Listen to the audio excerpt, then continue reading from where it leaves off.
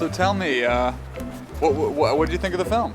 I thought it was marvelous, and it really captured, as I said earlier, Lois's spirit ran throughout it, like a thread that ran throughout the whole thing, and the whole concept of outsider art and how artists they're unstoppable. Nothing is going to stop them. They're just going to do what they have to do with whatever means they have. Just real amazing. Well, I was really intrigued. I want to know more now about the artists, especially Jimmy Lee. He's one of my favorites. I mean, he is the sort of the epitome of Southern art and what it means to be from the South. And he had that sense of welcoming and just that celebration of humanity. Oh my God, it was fabulous. Yeah.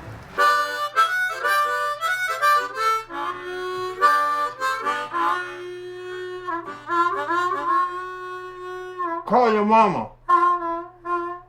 You better call her. What's the matter with you? This is Dan Rowe, documentary filmmaker.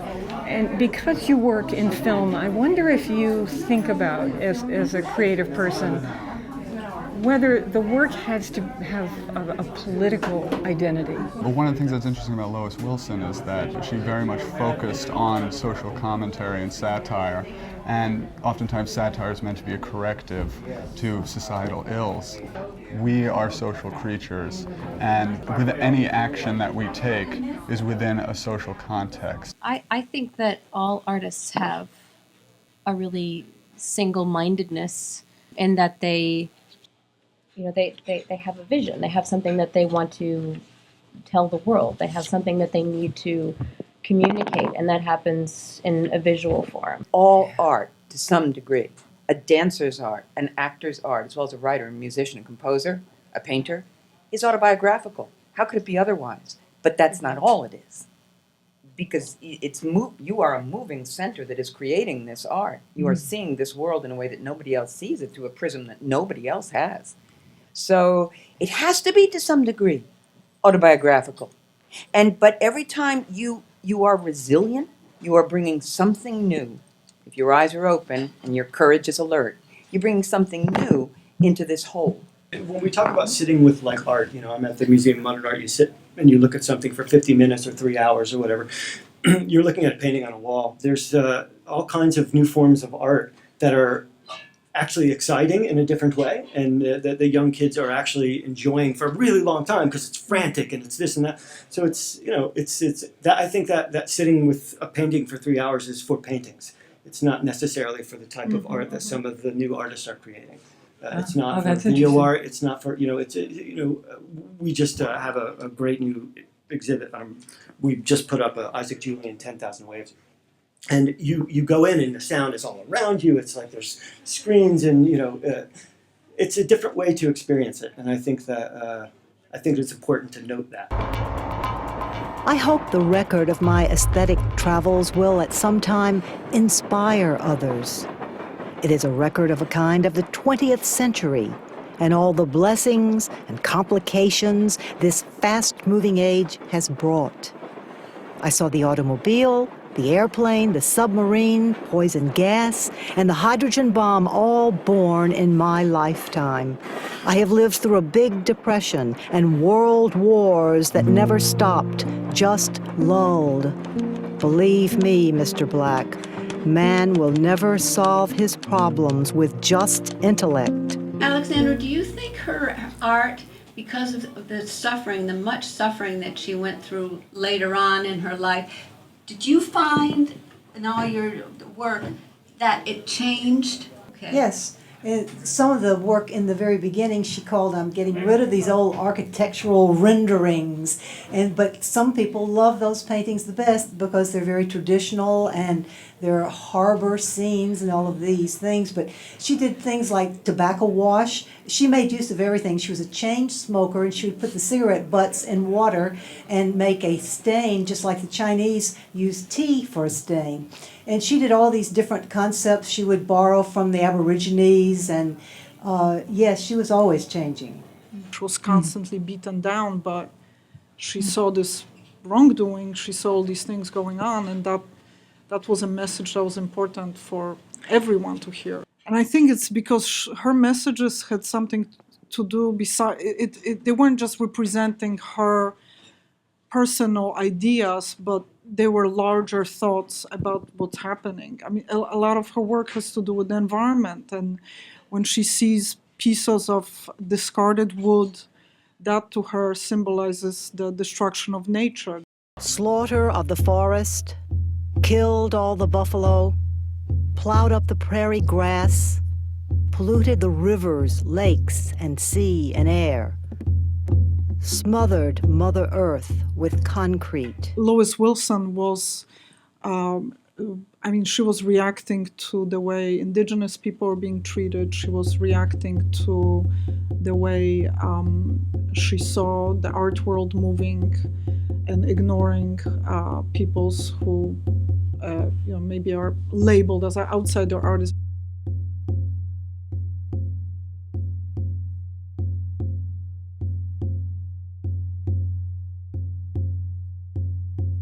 She's seeing all sorts of injustice around her in the institutions that she is part of, in terms of housing, in terms of, in her later years, being in the nursing home. And she's responding to that, and she's focusing on that. And I think you might say that in her life she suffered tremendously, but also she approached that suffering with humor and really did not step away from what was in front of her. It's not unusual to see a self-taught or outsider artist produce a body of work that is just epic in scope, that completely takes over their living space. You should see my flat. It is so cluttered with lumber, paintings, wire, old bicycle parts, even sewer grills I picked up from junk thrown in the streets, and lots and houses. My bathtub is filled with lumber. One of the wonderful things about Alexandra's film was the images of the tearing down of the house, which becomes the counterpuntal object. And of course, the house is the holder of all. To us, to us, it is the holder of all that is permanent and powerful and beautiful. So that contrast is exactly an image of the battle between our desire, our urge, which is egocentric, there's no doubt about it, to preserve by creating something that will match or at least hold off nature. This is what it's all about. You were saying it's a cry against death. And Alexandra and some of you were talking about this idea of pain. Maybe the creative act is our answer to the pain that we experience, the trauma of the everyday, as Daniel Epstein says. And I've gotten, because my studio's in Connecticut, I've gotten to be close to some Newtown survivors, and I know that the act of making these green ribbons right after the horrible events that occurred, the act of sitting around a kitchen table and making green ribbons to give to everybody, that creative act was so saving to these people. Just handing it to someone. Making something and handing it off to somebody was part of what saved them.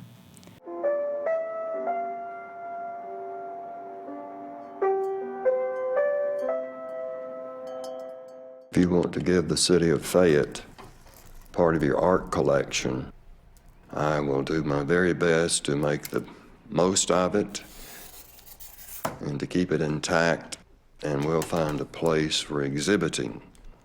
Each one born on earth is indebted. However little I have, I use this way to pay off a part of indebtedness I owe to the town I love and to the boys and girls of the present and future who may come to appreciate it. She said she wanted to give people the opportunity to see the lifetime efforts of an Alabama cotton picker who refused to give up. I just want to say what a privilege it is for me to sit with such a talented and remarkable group of people, and I thank you so much for doing what you do. I hope you'll see the film. Thank you. Thank you so much. Oh, wonderful.